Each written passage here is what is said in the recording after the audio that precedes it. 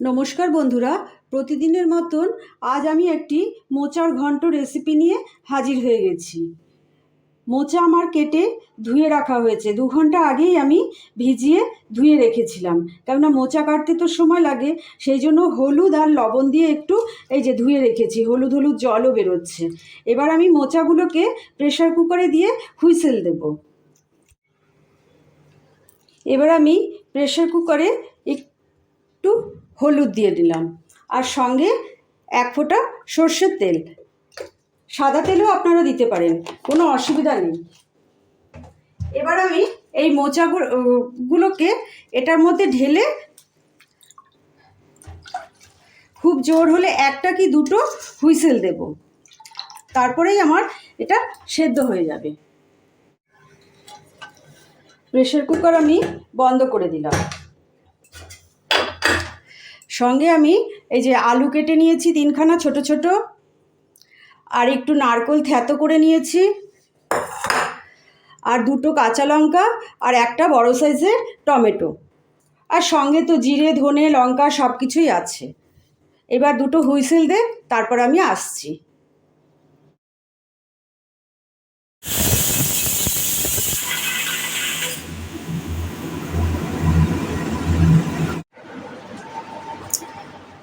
আমি প্রেশার কুকারে 3টে হুইসেল দিয়েছি। এই যে এইরকম হয়েছে। এবার আমি এটাকে ছেঁকে নেব।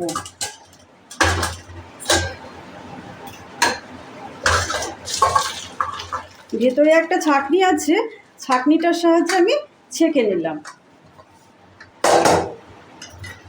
এবার জলটাকে ফেলে দেব।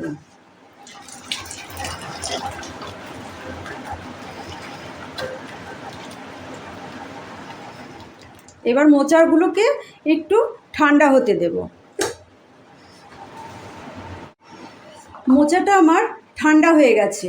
এবার হাতে সর্ষের তেল নিয়ে নেব, কেননা মোচাটা তো আঠা, তাই জন্য একটু হাতে এরকম সর্ষের তেল নিয়ে মোচাটাকে ভালো করে চটকাবো। চটকে একদম ভেতরের জলটা বের করে দেব। মোচাটা সেদ্ধ করার সময় কিন্তু লবণ দেওয়া হয়নি, লবণ দিতে হয় না, তেল দেওয়া হয়, তার কারণ মোচার যে আঠাটা থাকে সেটা কুকারের মধ্যে লেগে যায়।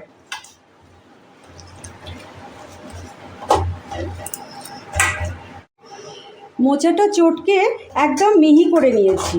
এই যে ভেতরে আরও জল পড়ে আছে, এইরকম করে আপনারা চটকে নেবেন, তাহলে খুব তাড়াতাড়ি হয়ে যাবে। এদিকে কড়াই গরম হয়ে গেছে, কড়াইতে আমি পরিমাণ মতো তেল দিয়ে দিলাম।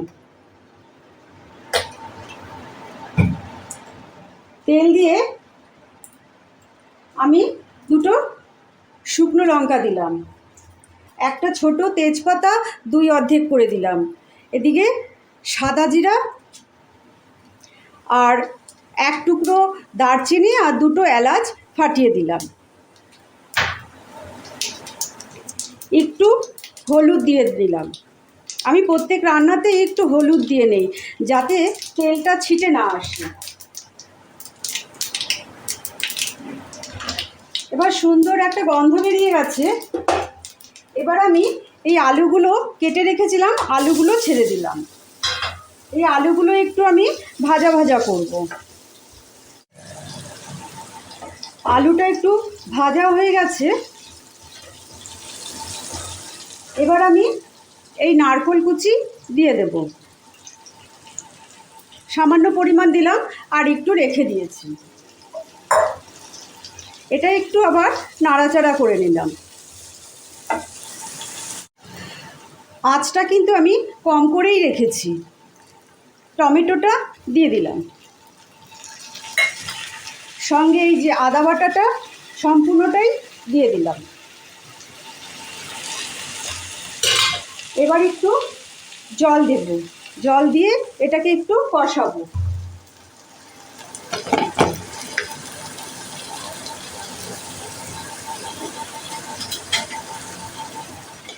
জিরা ধনে গুঁড়ো এই যে বড় চামচ দিয়ে 1/2 চামচ দিলাম।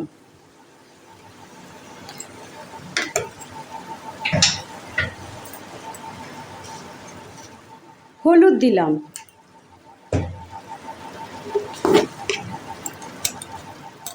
রং হওয়ার জন্য কাশ্মীরি লঙ্কা গুঁড়ো দিলাম,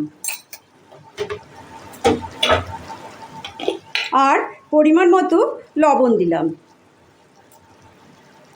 এবার এটাকে হাই ফ্লেমে রেখে কষিয়ে নেব।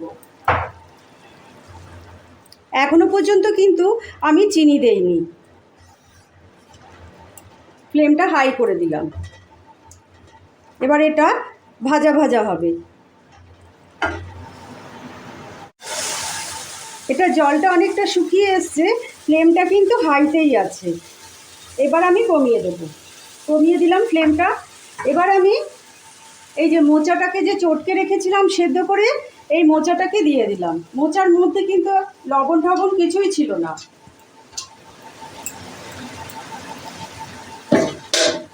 এবার লো ফ্লেমে এটা রান্না হবে। আমার রেসিপিগুলো যদি ভালো লাগে আপনাদের, তাহলে একটা লাইক, শেয়ার, কমেন্ট, সাবস্ক্রাইব করবেন, বেল বাটনটা একটু প্রেস করে দেবেন,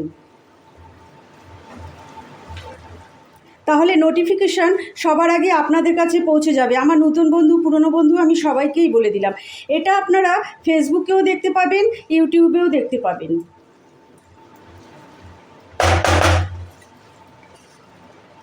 এটা সম্পূর্ণ নিরামিষ নারকেল দিয়ে মোচার ঘন্ট। একদিন আমি মোচা কাটাটাও আপনাদেরকে শিখিয়ে দেব। এবার আমি ঢাকনা চাপা দিয়ে দিলাম।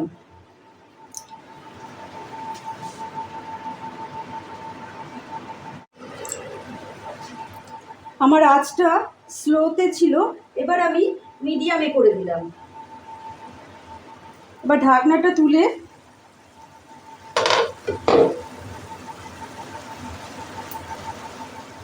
একটু নাড়াচাড়া করলাম।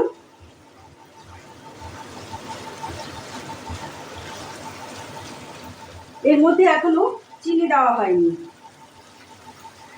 এইটুকু পরিমাণ চিনি দেবেন। নিরামিষ তরকারি একটু মিষ্টি মিষ্টি হলেই ভালো হয়। যারা চিনি খাবেন তারা চিনি দেবেন, যারা চিনি খান না তারা এই যে সুগার ফ্রি, সো আমি দুটো সুগার ফ্রি দিয়ে দিলাম, আর আপনারা চিনি দেবেন। সঙ্গে দুটো চেরা কাঁচা লঙ্কা দিলাম।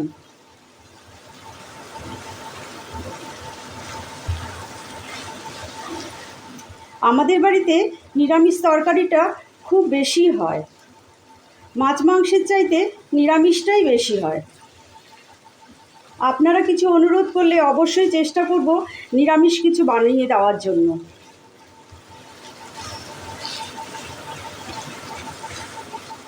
এবার এটাকে হাই ফ্লেমে করে এবার এটাকে একটু শুকিয়ে নেব। দেখছি আলুটা সেদ্ধ হয়েছে কিনা। সেদ্ধ অনেকটা হয়ে এসছে।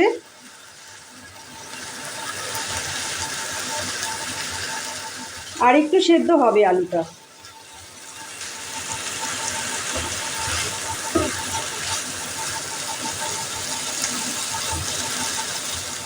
আর একটু সেদ্ধ হবে, তাই এটাকে আবার একটু ঢেকে দিলাম।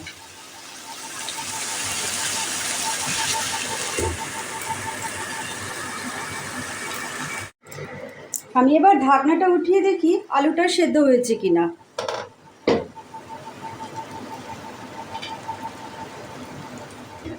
হ্যাঁ, আলুটা প্রায় সেদ্ধ হয়ে গেছে। এবার একটু খুন্তির মাথাটা দিয়ে একটু স্ম্যাশড করে দেব, আর সঙ্গে দেব এই যে দুধ, এই দুধটা দিয়ে দেব। মোচার ঘন্টে কিন্তু দুধ দেওয়া মাস্ট। দুধ দিলে অপূর্ব সুন্দর খেতে হয়, দুর্দান্ত স্বাদ হয়।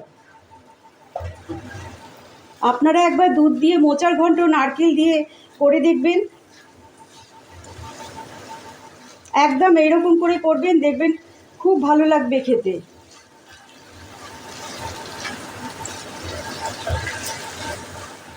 এবার এটাকে হাই ফ্লেমে করে দিয়েছি। আমাদের এই মোচার ঘন্ট প্রায় হয়ে এসেছে। এর ওপরে একটু ঘি, গরম মশলা দেওয়া হবে।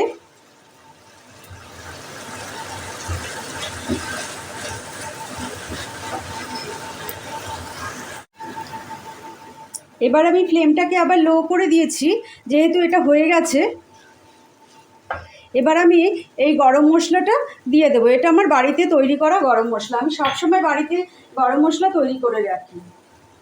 আর 1 চামচ ঘি দিয়ে দেব।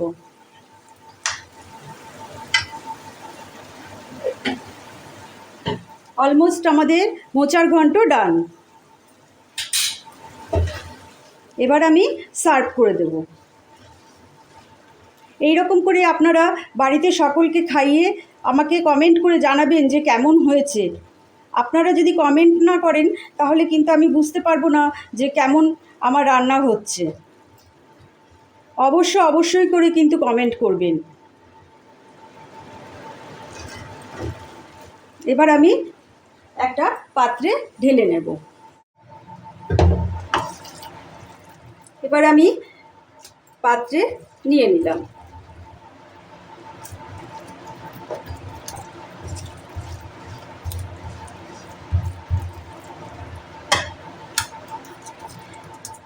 আপনারা লাইক, শেয়ার, কমেন্ট করতে কিন্তু একদম ভুলবেন না। আপনারা আমার পাশে থাকবেন, কাছে থাকবেন, সবসময় উৎসাহ দেবেন।